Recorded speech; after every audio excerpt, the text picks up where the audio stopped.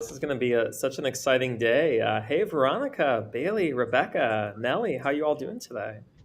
We're doing beyond fabulous. Happy to be here. Very happy to Happy be New here. Year, happy spring, right? The cherry blossoms are out. It's a lovely day in North Carolina. Yes, Oh, I love it. is. I'll be down in the Raleigh, Durham area in just about a week or so, and had a lovely time seeing the cherry blossoms in Seattle as well. So I know we're a multifaceted audience from all over, and we're going to have some great conversations. Listeners, as you're joining us, we're about to start a great session today to celebrate Women's History Month and International Women's Day. We're going to get started in just a couple minutes. So come on in, share with us questions you have. We got some great participants, leaders, shapers, developers in the economy around data and all things data. My name's David Jakobovich. I'll be your MC kicking us off before we bring up our host for today, who will be Veronica from TechRepublic. But first, I'll tell you why I'm excited to be introducing all these fabulous women today. Today, we're honoring the extraordinary women, both in SingleStore's ecosystem, in addition to employees, partners, customers, and beyond all over the world. And today's panelists are women leaders in technology, and we want to highlight their achievements. They'll speak not only to what they've done from their own personal experiences, how they got to where they are today, from their career to their key role models, and also their struggles that they overcame and turned into opportunities that they've encountered throughout their careers. Recently, our CEO at SingleStore, Raj Verma, wrote a blog post that was published on International Women's Day. And I encourage everyone to read it and check out more about his inspiring message that he learned from the positivity of women that brought to his life, including his mom. And so we're honored at SingleStore to be hosting this event. Now, it's my distinct pleasure to introduce to you our moderator for today, Veronica Combs, who's a senior writer of TechRepublic. For more than 10 years, she has covered technology, healthcare, and business strategy. And in addition to her writing and editing expertise, she's managed small and large teams at startups and established companies. We appreciate her for taking the time to be with us for this panel today and for her leading this conversation during International Women's Day earlier this month and now for Women's History Month. Veronica, I'll hand it over to you to introduce the panelists and get started with questions. Great. Well, thank you so much. Thank you, David, for starting us off, and thank you, SingleStore, for hosting this conversation. I write about cybersecurity, virtual worlds, and collaboration, but whenever I get the chance, I like to work with other women and talk about, what's gotten us to where we are in our careers and how we hope to keep going and help other people get there as well. So in our conversation today, I'm joined by three other women who work in technology. Bailey Hayes is the principal software engineer at SingleStore. She believes the future is in distributed systems and web assembly. Her daily activities include wrangling microservices, finding new tools for better DevX, and discovering the best food for any given location. That sounds like the best one from my point of view. Also with us today from SingleStore is Rebecca Surendra. She is the Senior Director of Commercial Sales. Rebecca has more than 18 years of experience in helping organizations scale their data assets by leading a team of sales professionals.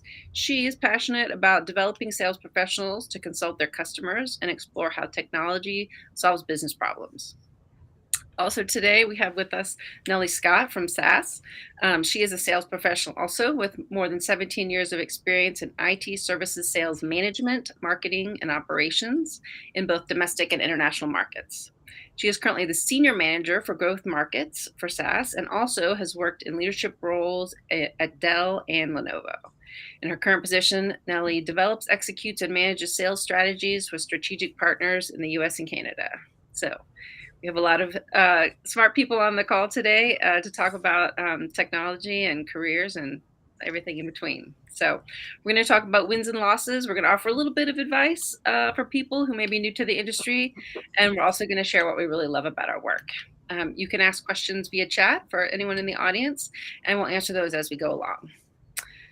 So even though it's Women's History Month, we're going to start by looking to the future. And there's so much going on today. I always say the best part about my job is that there's always something new to learn.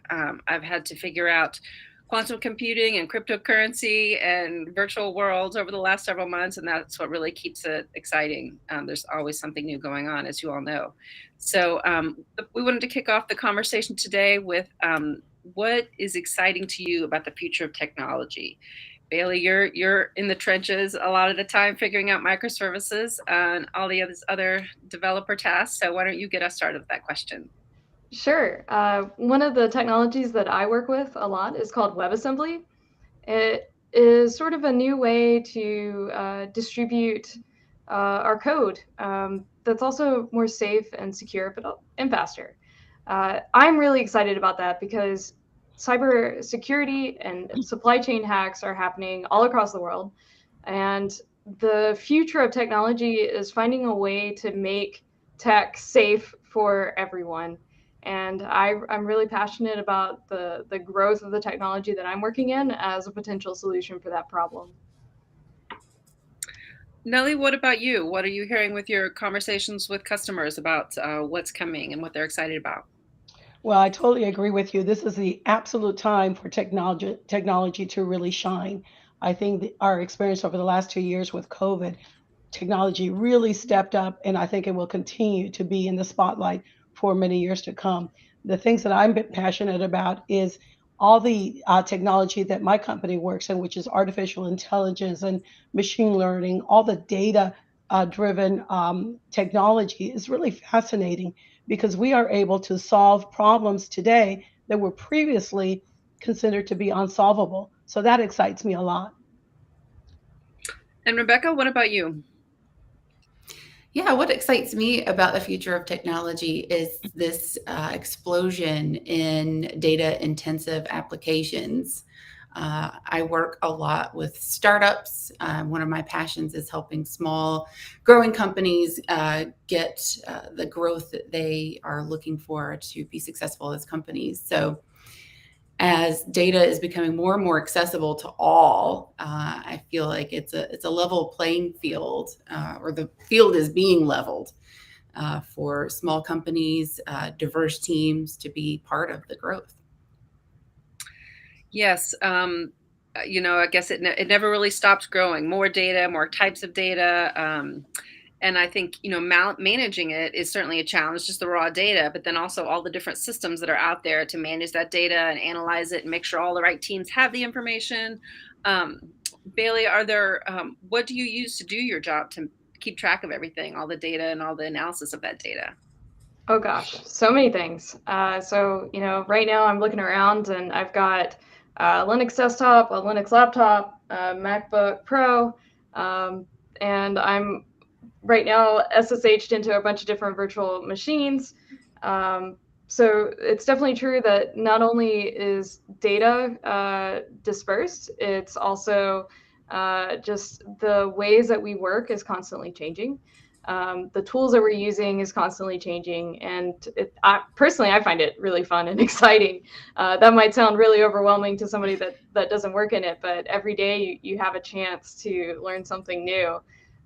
For managing data, I have to say that I think having a database, a general purpose database that solves being able to unify both analytical style data and also data that would traditionally be stored in a data warehouse is really important to sort of wrangling this data problem. And back to my WebAssembly thing, being able to compile your code in any language that you want, any language that and is the best tool for the job is really important. Instead of having to kind of constantly jump around and port what you've written before to the next new hotness. I think that's one thing that WebAssembly is going to help us wrangle this explosion in technology. So Rebecca, Wrangle, you mentioned that I was going to say wrangle. That's a technical term, by the way. Oh no. Rebecca, you said you work with startups. What are you seeing there in terms of the new hotness? There is always some new thing coming down the pike. I get plenty of pitches about those new exciting things coming. Yeah, one of my favorite things is just to keep tabs on companies that are getting funded. That's always super exciting news to me because I know as being part of that at SingleStore, it's like a huge celebration, and I want to be part of that energy. So what I'm seeing in terms of companies getting funding, there's so much private equity money to go around, and they want to invest it in these fast-growing technology companies. Fintech is huge, cryptocurrency, marketing tech, and it's so exciting to be part of all of that too. I was talking to a fintech company, and they were talking about this amazingly complicated project that was like government regulators and banks and entrepreneurs, and they did this whole blockchain project. It started like at the beginning of 2020. So every time someone raises questions about remote work, I always say, if this bank and all these multiple complicated stakeholders can make this new project happen, I think the rest of us could probably limp along and make it all work. So um, COVID has brought a lot of changes to all of us, to so many, every part of work and life too. Uh, and a lot of the recent, I think, pieces have talked about this particular challenges for women. But any of us who've been in the industry any time at all know that we've always faced some challenges, and always somewhat of a new flavor. But I'm curious, Nellie, can you talk about the challenges you faced in the tech industry over the last few years, or anything that stands out to you? Yeah, I think all of us have had an experience or another where we are maybe not as qualified. We don't think we're as qualified from a technical perspective. Technology is very robust nowadays. So you can't be necessarily 14 layers down in terms of the technology knowledge that you need to have. Sometimes that's a challenge, but really what you need to do, or what I've done, is really relied on my colleagues who are professionals in the technology and the solutions that we're trying to share with our customers or our partners. So, and I've been in sales my entire career. Selling is really a team sport. You can't do it alone. You have to rely on people who are the technical experts, people who are subject matter experts, maybe industry experts, uh, and then recognize that you are part of that wheel, if you will, that team that does bring certain talents and skills necessary to complete the whole solution, whether you're talking to a partner or a customer or just even internally. So technical aptitude doesn't necessarily have to mean just because we're women in technology doesn't mean that we are walking around with utility belts and we know all the software ins and outs.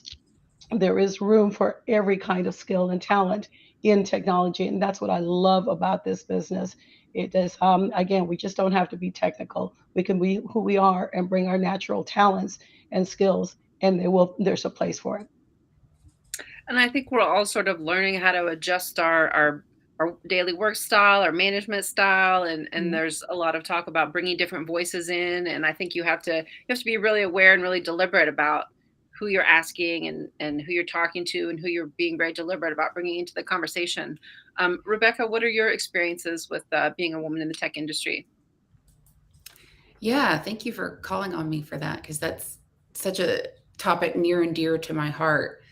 Over the last 10, 15 years, I've often been one of the few women in the room, and I'm often not the loudest. So I've had to learn how to speak up, and the way that I've done that is by being really good and having a superpower in my area, which is sales and collaborating with companies. So my voice has been preceded by making things happen for the organization, creating value for the company. And that way I've built allies along the way as they see that I can help them and help the team and the company. Now, when I go into the room, I might be the only female there, but I have allies in the room that help me and amplify my voice. I'm really lucky that at SingleStore, this is really important to the leaders there. And my VP specifically will amplify my voice by saying, Rebecca is a superpower in this topic. Let's hear from her. So that's a note about how challenging it has been, but how important it is for allies to help us navigate. Rebecca, you bring up some really good points, and you reminded me of when I first started my career in technology, being the only young woman in a panel of maybe 17 guys. And one of my tricks was that I learned how to speak sports.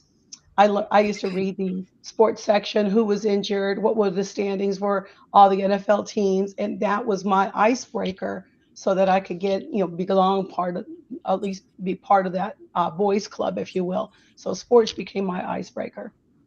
Jokes are mine. I just Yeah, crack jokes. right. There's another one too, right. Yeah, both of them will work. Bailey, I'm guessing you have a little bit of experience of being the only woman in a room. How have you navigated that? What's your superpower for doing that? Well, I'll say my icebreaker is video games, so I'll throw that one in there Oh, too. very Uh, good. I would say yes. I everything that Rebecca said really resonated with me. I tend to not speak until called on. So when you're a leader, if you're somebody that's listening to this panel, consider that not everybody is a natural extrovert. They might not jump into the fray. Uh, for me, my superpower is that I'm really good at collecting a lot of information. And so when we've got a complex problem, I'm probably already aware of a couple different other issues that have cropped up, and I know how to kind of connect the dots. And that seems to be really helpful, especially in sort of a situation where you need to solve a problem very fast. I think it's important that everyone thinks about how to bring more voices into the conversation. It shouldn't just be on Black people or LGBTQ people or women. I think everybody has to think about, calling on everyone and being inclusive and being deliberate, as I mentioned before. Something that I've tried to do is really be deliberate about celebrating my own successes. I think it's easy to just finish something and move on to the next thing. But recently I wrote a couple of metaverse articles that I felt like were really looking ahead, like not just, oh, Mark Zuckerberg, but looking ahead, what can we learn? What can we do differently? So I'm so glad to see that Kathryn Cruz has joined us. We were working through some technical difficulties, but welcome to the conversation. Kathryn is the Senior Director of Engineering at Akamai. She leads the data intelligence services organization within IT. So her team is responsible for data engineering, analytics, forecasting, and modeling applications, and supports the data needs of all business units at Akamai. So Kathryn, maybe you could jump right in and join us and tell us what's a recent win of yours that you've celebrated with all those data responsibilities. Oh, excellent. Well, first of all, thank you. I'm so glad to be part of this panel, and I'm so glad I was able to join. Oh my God, so sorry about the technical difficulties. I don't know. Anyways, so recent successes. As you had mentioned, I head up the data intelligence organization, but it's recently been reorganized. My boss, a new CIO at Akamai, is Kate Prouty, and through that reorganization, we created this new team, the data intelligence services team, which in essence is the pulling all of the full data ecosystem into one area, which I'm really super excited about. So as much as I know it will be a success, I think it's something I'm really super excited about. I have a really strong team behind me. I'm really looking forward to kind of improving or more tightly becoming closer to our stakeholders and really helping them as they scale and move forward in the business. So. And then I do want to say really quickly that I had a migration program going on with SingleStore. One of our financial applications called Network Statistics Engine is being migrated to SingleStore. And that has been a wonderful experience. It's been hard, as any large migration program would be. But I have to say that we did cut over a major component of that application to the SingleStore platform, and it went very well at the end of last year. So I would say that's another success. Thank you, Rebecca, that I'd also like to celebrate and share with you all. Well, these big projects are a great chance to have wins, sometimes setbacks that can always be solved, but it's also another chance to navigate the space and deal with different colleagues, and some are easier to work with than others. I think it'd be great to talk a little bit about learning to navigate the space, maybe problems that you've had in the past and how you've overcome them? Nellie, is that something that you'd like to share with us? Yeah, so navigating technology or navigating any culture at any time has its challenges. Uh, a lot of people think about, when they think about past work experiences, they think maybe of the difficult people that they've had to deal with. In my experiences, those people don't last very long. So, ride the wave. Don't let anybody get you down, and don't let those negative people infiltrate your environment or your what you're trying to build.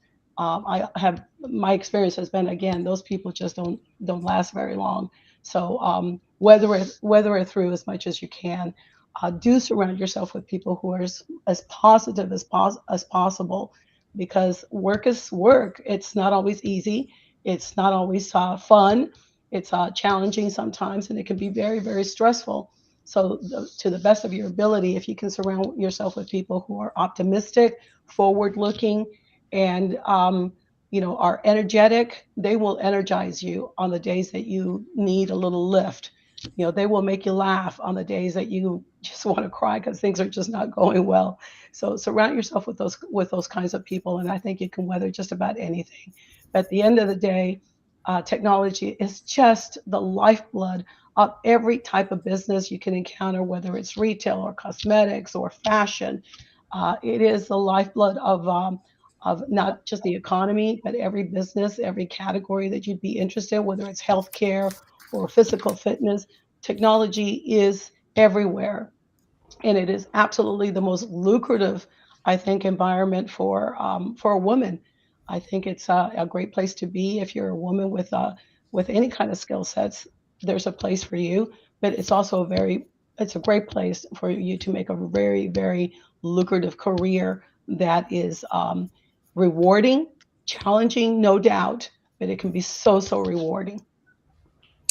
Uh, Bailey, what about you? Any advice on navigating difficult situations at work?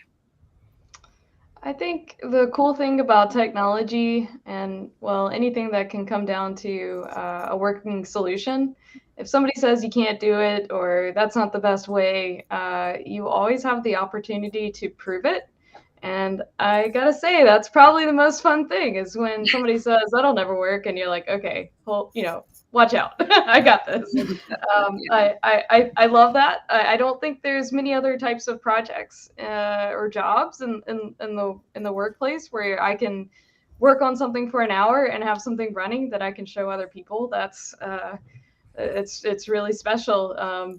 So yeah, I think there are a lot of different ways to navigate challenges in the workplace. I think right now, if you don't feel supported by your manager, your coworkers, and team, I gotta say, this is a great time to be looking for a new career opportunity. So there's so many people out there that want to see you succeed and are willing to support you that I would say it's not necessarily worth it to constantly go at bat if that's what you feel like's happening to you. Yes, I think it's certainly easy to focus on, the negative, but there's so many wins and so much progress being made. I know I heard a survey the other day that in some of the bigger markets, we're getting towards salary parity, right? Not across the country in the States, but in some big cities, the pay gap between men and women, at least under 30, I think was the caveat. It's getting better. So there are lots of things to celebrate. Rebecca, what's your favorite part of your job? What do you enjoy the most?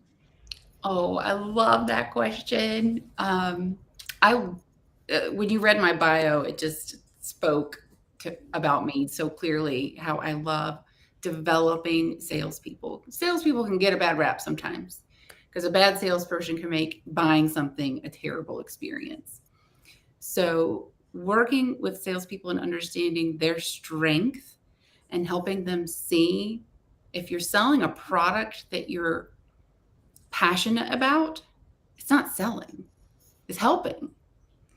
So I always wanted a career where I was helping. And when I found a way to make sales and sales leadership a helping career, that led to exponential growth for me and for my team. And it's all about just figuring out what problems you can solve and helping.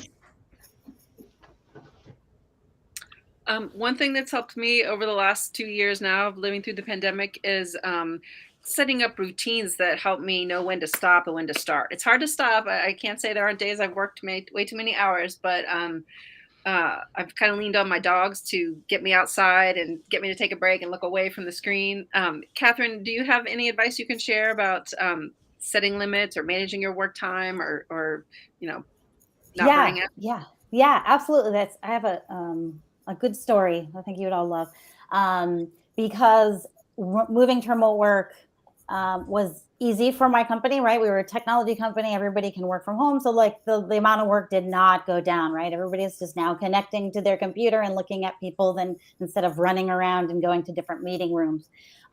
So the work just kept going, and it was great that we were able to, thrive and continue to, didn't have as many challenges there.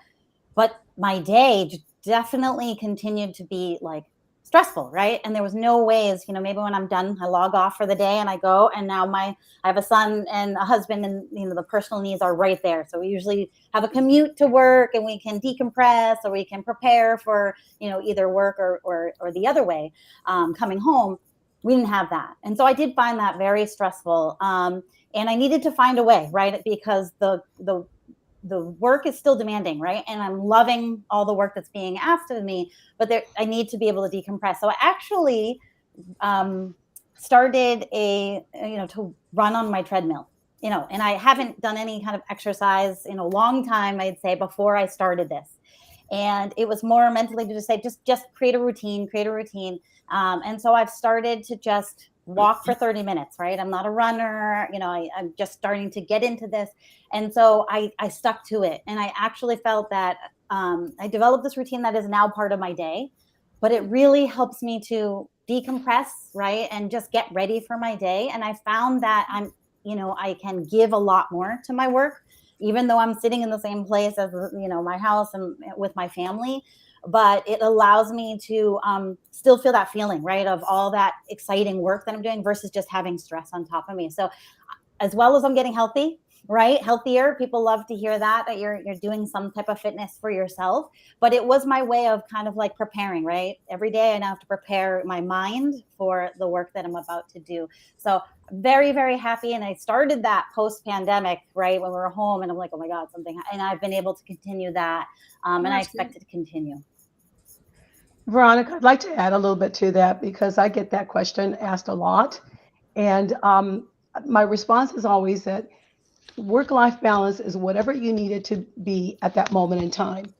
There are some weekends that I don't want to be anywhere near a computer, and that's what I need at that moment in time. There are other times where Sunday afternoon at 3:00, my husband knows I'm done, because I'm getting ready to de-stress my week by catching up or doing some things that I need to do to get done on that Sunday afternoon.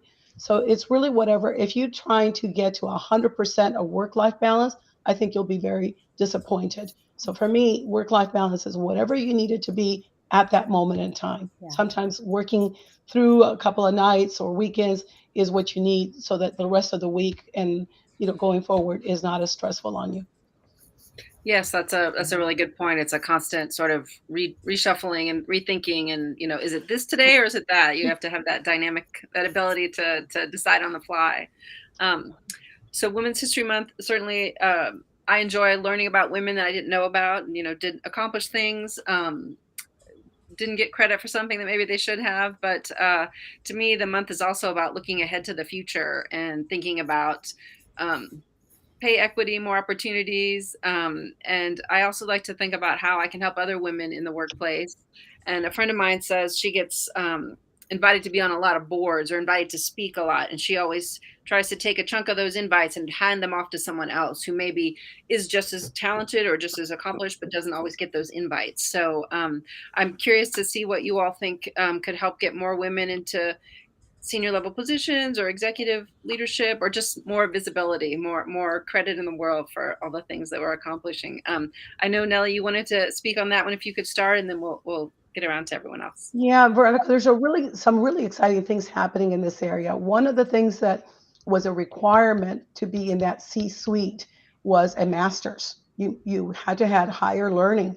I worked for Michael Dell, and Michael Dell, dropped out of out of college and built this amazing company. Yet, in order to be on his executive level, you had to have a master's degree. And I don't have a master's degree, and I did, kind of question that. And I said, well, Michael didn't finish, so why can't I get into that leadership training kind of thing? And they do require it. But here's something that's happening, and it's very exciting because it's changing. One of the large system integrators, and I apologize that I don't remember the name, whether I think it might be Deloitte, but they are waiving the master's degree requirements in order to get into the executive suite. There are companies that are really recognizing that hands-on experience, years of hard knock learning and on-the-job learning and training and everything else, all that accumulation of experience and knowledge is really worth something. And quite frankly, sometimes it's the tangible experience that we bring to the table that really can't be replaced by a higher education diploma. So I'm really excited that that is changing. But if you're one of these people that are looking to get into the higher levels of an organization, make sure it's really what you want. It's sometimes we look at those higher level executive positions and go, geez, wouldn't it be nice? But it comes with a lot of personal sacrifice. It comes with a lot of stress. People don't necessarily understand the level of, there's stress in every position. There's no position anywhere in the world that doesn't have some amount of stress. But the higher in the ranks that you get, the more liability, the more responsibility, the more accountability, and the more visibility. So when you make a mistake, it's a lot more visual. So make sure it's really what you want to do. But to get into that track, we got to start with some basic fundamentals. Let people know that that's what you want to do. And I'm going to make a statement that will not be popular. It will be frowned upon, and it's very stereotypical. So apologies in advance. However, I do believe that women and men approach their career progression very differently. A man might walk in and say, okay, I'm going to be a vice president by the time I'm 35. What do I need to do to get there? A woman might necessarily say, hey, if I'm doing a great job and producing work and producing results, you should be able to recognize that value, and you should be looking at me for progressive positions. And both are true to some extent, but for women, I think we need to be very vocal about what it is that we want. And if you want, Yes, if you have aspirations, you got to let people know. Yep. I wanted to give everyone a last moment to make a comment and offer any advice or last ideas. Kathryn, did you want to? Oh, I was just going to add on, right, to getting more women to the senior level of our organizations. And I think I do a little bit of mentoring at my company. So it's not, I coach the people that I work for, or work for me, I should say. But I also mentor other people around the organization. So I think more women need to mentor and connect with other women and encourage them, because I think I mentioned, or it may have been mentioned, that we don't have a lot of right. If we don't have a lot of the same background that some of these other tech people might have, we might not have the confidence, and we need to build women's confidence so that they step up and then give people within your organization who, as I think Nellie was saying, are showing the experience, the drive, the need, the opportunity to do that. So the more we're looking out for those opportunities, the more times we're going to see these women stepping up and leading and being in these roles. Rebecca, any last thoughts on that topic? I have one sentence.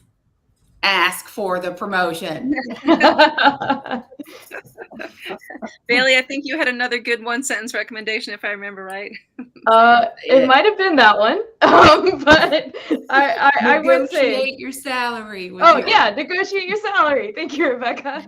Yeah, no, totally. I think it's definitely true that women are often used to just getting the job done, silently taking care of their family, taking care of their loved ones, making sure everybody is fed.